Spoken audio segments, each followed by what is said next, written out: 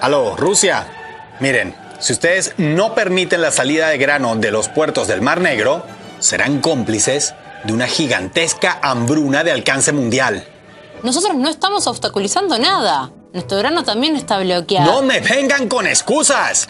¡Estamos ante algo dramático! ¡Tengan algo de humanidad, por Dios!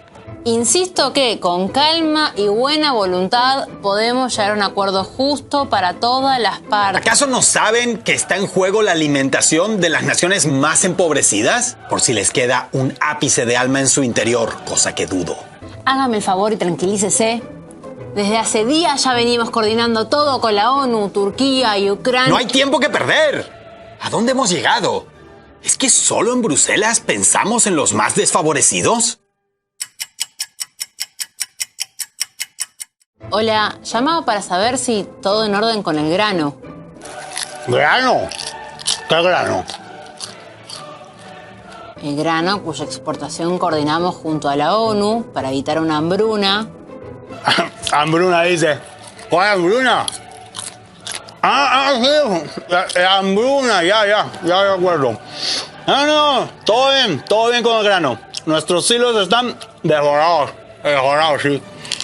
O sea, no nuestros silos, los silos de los países que tanto nos preocupaban. Ajá, sí.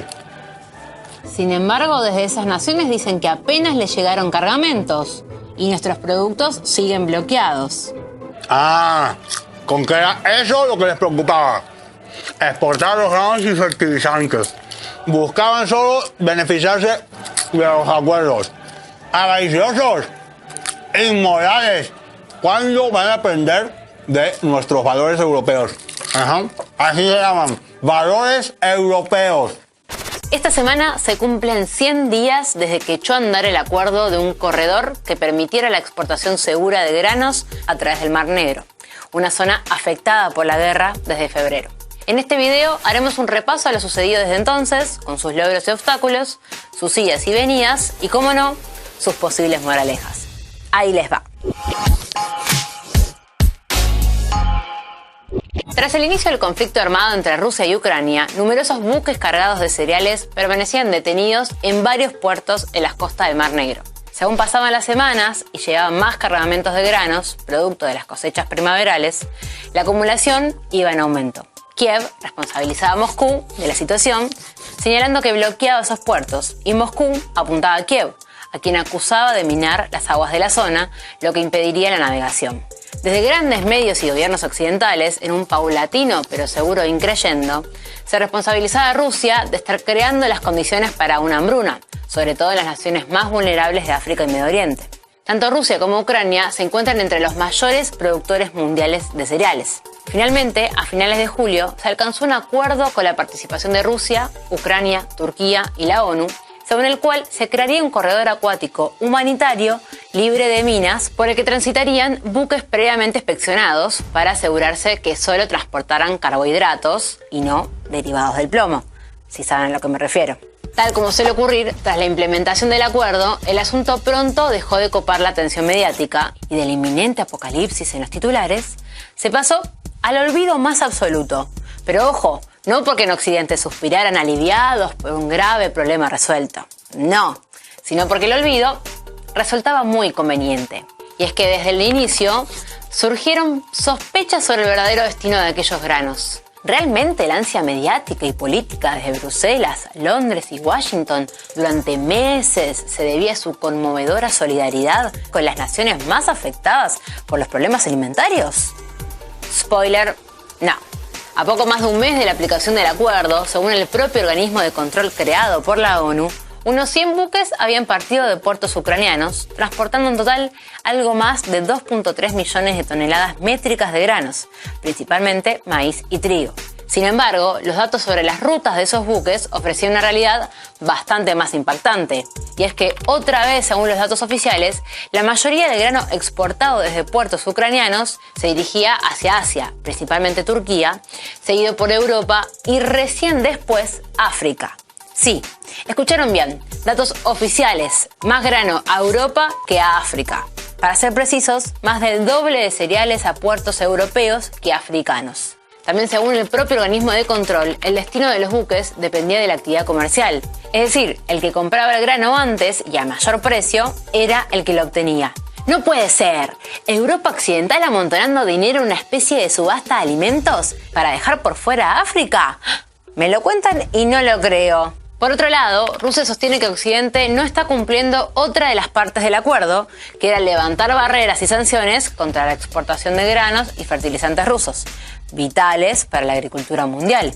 Por supuesto, desde Bruselas, Londres y Washington niegan estar poniendo trabas de ninguna clase a esos productos, pero quienes conocen el mundo de las sanciones saben que es un juego de palabras y conceptos en el que, sin mentir, tampoco se dice toda la verdad. Porque la jugada, que conocen muy bien en países como Cuba, Venezuela o Irán, consiste en poner trabas a la parte en lugar de al todo, y así argumentar que el todo no se ve afectado.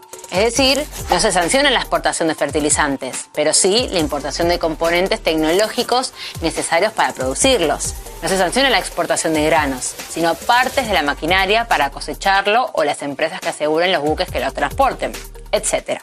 O dicho de otra forma, no te prohíbo fabricar motos, solo te impido que puedas adquirir manurios, faros, motor y cauchos. Pero motos puedes fabricar todas las que quieras, faltaría más. Y así es como se llegó el masivo ataque del 29 de octubre, en el que drones marinos fueron lanzados por Ucrania contra buques rusos en la bahía de Sebastopol, Crimea.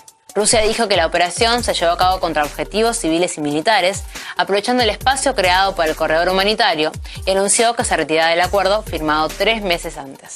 Después de un rápido proceso de negociaciones, el acuerdo se retomó 3 días más tarde, tras el compromiso por escrito de Kiev de que suprimiría las hostilidades en esa zona.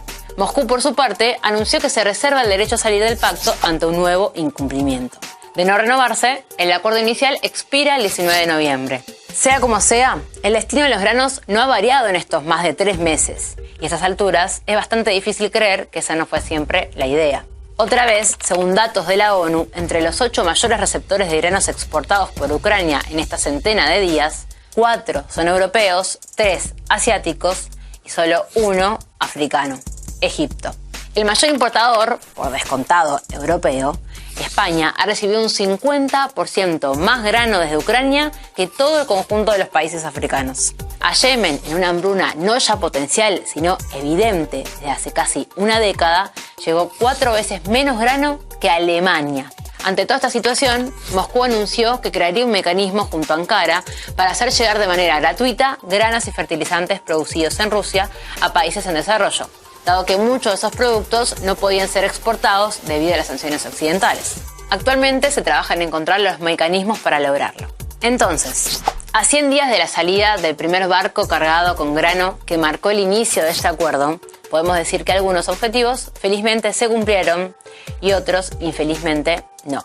Pero de lo que sí que no hay duda es que, como ya es costumbre, los verdaderos objetivos nunca fueron los anunciados a voz en cuello por Occidente. Y si en Bruselas, Washington y Londres les preocupara con sinceridad el hambre en otras naciones, dejaron pasar una excelente ocasión para demostrarlo.